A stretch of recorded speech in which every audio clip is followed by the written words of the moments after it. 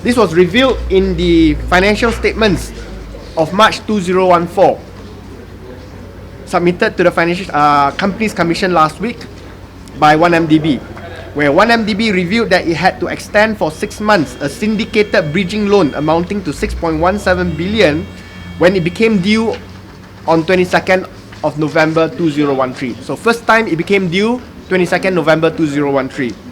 When the sum became due again 6 months later, okay, 1MDB could only pay 670 million. It could not pay the total sum. The company had to refinance the loan via a 5.5 billion term loan facility.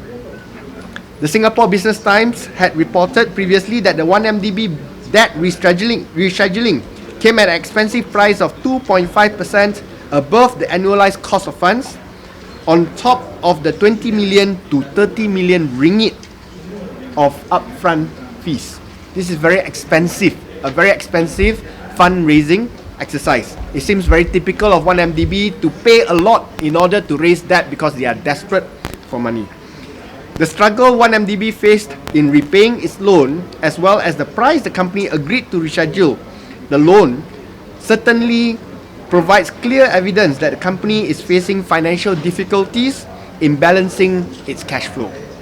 What's more, 1MDB just missed the third deadline to pay up for a 317.3 million ringgit land acquisition from Tapmax Resources.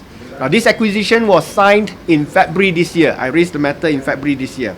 They have already paid 10% deposit on the land, and 1MDB had been unable to make payment for the balance of the transaction despite moving the deadline 3 times. Atas permintaan 1MDB tarik untuk menyelesaikan pembayaran untuk pembelian tanah daripada Tapmax Resources telah pun ditangguh 3 kali oleh 1MDB, bukan oleh Tapmax, oleh 1MDB. From 20th of August to September 30th to October 10th, and then they moved it again to October 31st, and they have yet to pay for the full amount of 17.3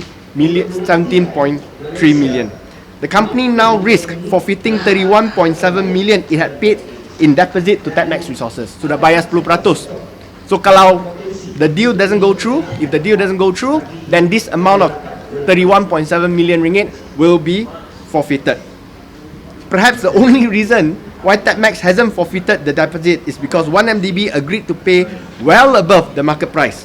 Okay, they pay everything above market price for the piece of land at 23 ringgit 50 cents per square feet, despite it being valued only at 9 ringgit 93 cents in August 2011.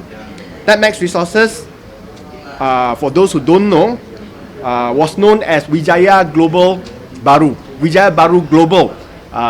Berhad, infamous for its subsidiary Kuala Dimensi Sdn Berhad, which was the main contractor for the 12.5 billion ringgit Pork Klang Free Zone scandal.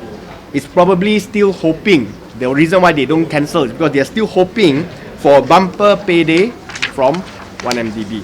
Okay, the above events clearly prove what Dato' Ahmad Maslan said was not entirely true. Everything is not well with 1MDB, and it proves that financial difficulties faced by 1MDB and explains the reason for the government's desperation to award new multi-billion ringgit power plant contracts to 1MDB, provide them with cheap land, as well as the push for a listing of the energy subsidiary as soon as possible.